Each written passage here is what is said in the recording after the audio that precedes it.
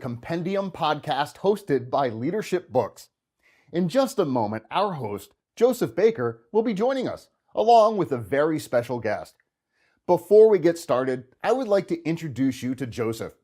He's a podcaster, event producer, writer, speaker, and audience builder.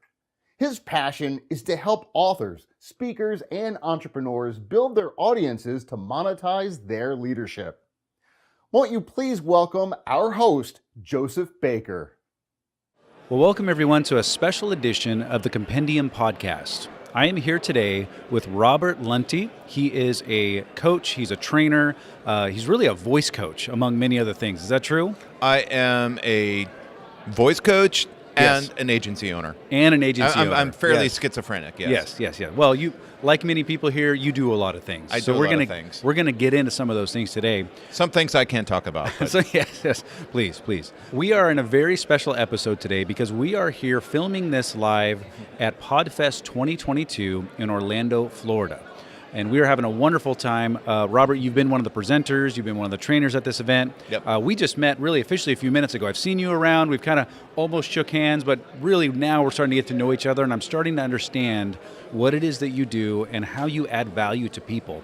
So if you could summarize that right out the gate, introduce yourself, and tell us how it is that you do add value and train people. I see. Okay.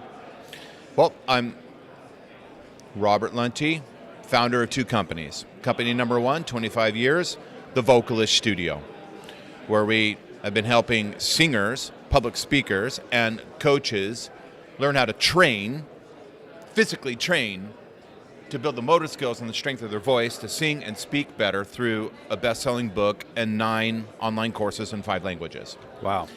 The other thing that we do is I run an agency called Course Creek. Course Creek is an agency that helps coaches, authors, thought leaders, anybody with a great idea, build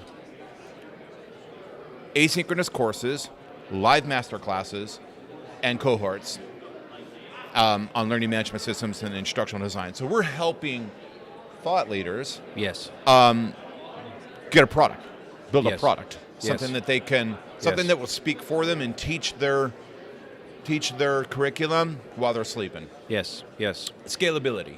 Now, you've been teaching and training during this conference. This is a 4-day event here in Orlando, Florida, as of the recording of this. Most of our viewers and listeners probably did not get to attend, okay? I actually have been at the booth most of the time, so I didn't even really get to attend your seminars. So tell us something that just give us like a value bomb that you dropped on people that really they would only get from you, but we didn't quite make it to the course or the seminar, so give us something good. All right, I did a talk that was inspired by my work at Course Creek as an agency owner, and it was titled, Do It Yourself on Camera and Not Look Like an Amateur. I think it is literally the simplest content of the entire event here. Sure. And yet, people seem to painfully need this. Now, what we're talking about was a presentation that was simply, when you get in front of a camera, do it yourself for social media or building a course, let's not have the camera, or you're just a head and a ceiling fan. That's a no. Yeah. Chopping off your head, that's a no. Sure. But let's get centered in. So framing was an example of something we did. Yes. Now, answering your question, something sort of cool, something that was sort of unique that I thought was, I taught folks, we talked a little bit about backgrounds, and it's a great idea to find a corner in your home, in your studio, when you're doing it yourself. Find a white corner, because white is a good, natural, neutral color, and get in a corner, all right? Now, first of all, we want white, because it doesn't create any visual distractions and it keeps viewers looking right at you. Sure. And in the editing process, if there's annotations that come in the editing process, you already have a natural white background. So it's going to pop better. It's going to be really nice and clean looking. Good point. We sit in a corner because it gives us a little bit of depth. Yes. And one last cool trick, I hope you were able to get that, is if you have a nice texture on your walls, that's perfectly fine and it's cool. But if you go out to like Zoom or your software and you push the blur feature, you get the blur effect. Sure. You can instantly turn your corner into a poor man's cyclorama. Sure. Where you're just sort of like in a cloud. So that's very simple. Any corner in your home, that's you get great. Centered, you get depth, you get clean look, and you great. can have texture or a cyclorama effect. That's great. Now, when you introduced yourself to me officially, when we finally talked today, the first thing you mentioned was being a voice coach. Okay, now you do a variety of things, but the voice coach thing I want to zero in on. Okay? All right. Because as somebody who is a podcaster, a voiceover artist for marketing commercials, and so on and so forth, I'm fascinated by this. I also know a large piece of our audience are podcasters, they're content creators, as well as author, speaker, coach. Yeah. Give us some tips when it comes to the voice. What can we be doing to warm up our voice, to not strain our voice, to deliver the resonance and the cadence of our voice? I mean, really, you can go any direction you want with it, but what's a tip or two that we could put into practice right away? Yeah. Try as I may, I cannot get away from the vocal coaching. Yeah. I keep getting pulled into it. You said it. People are like, hey, tell us more. No, it's a really great question. It's a fantastic question. So there are a lot of things you can do for your voice to make it more animated, more amplified, increase the prosody. A cool tip would be simply this. I would invite you to do what we call a semi-occluded phonation, okay? That means a partly closed phonation.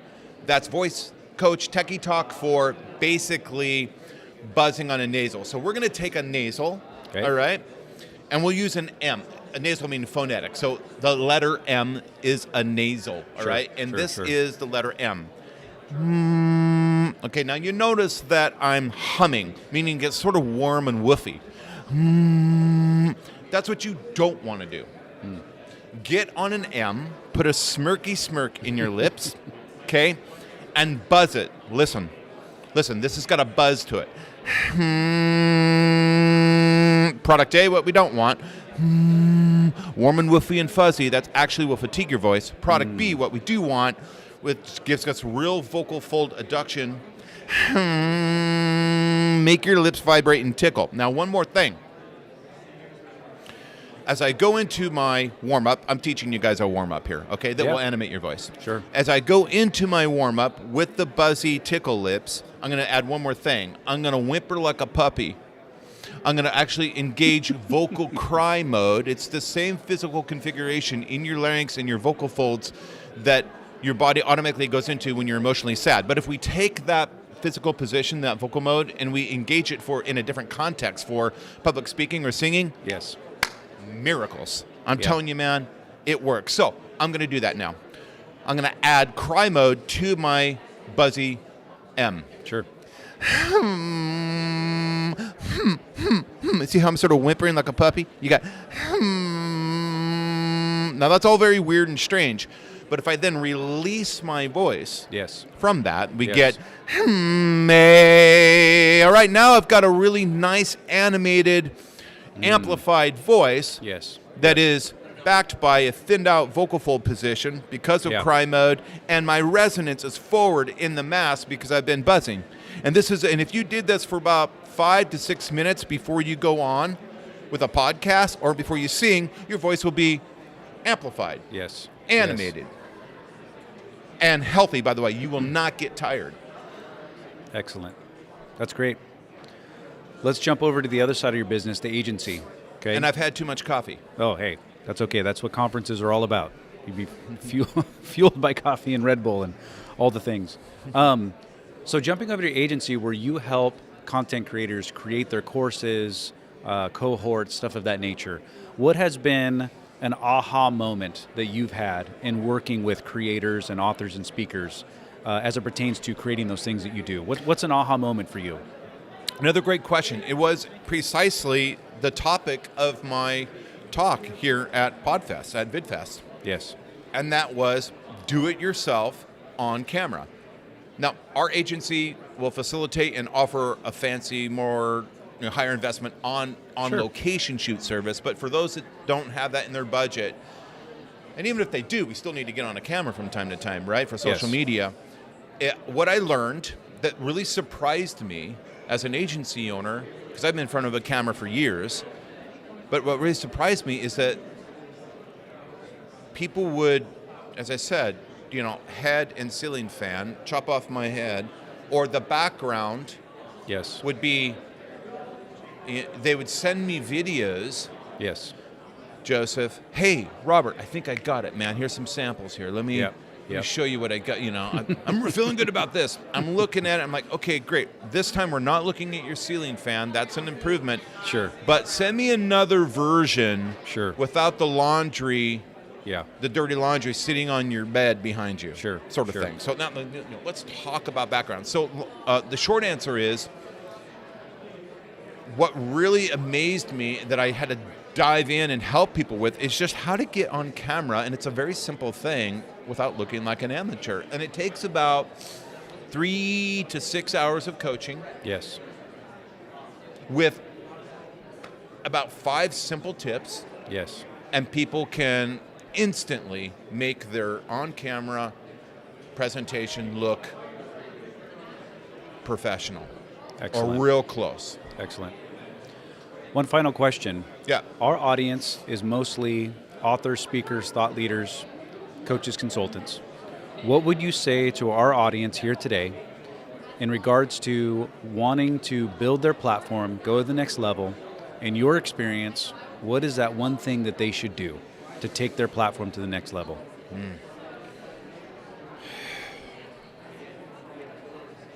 Make content and have it curated and distributed in numerous ways. Can I give more than one thing? Go ahead. 2, ensure that the platform that you choose, your learning management system, is the right platform for you. They're not all the same. So make sure you're working with somebody that can consult you properly on that. 3,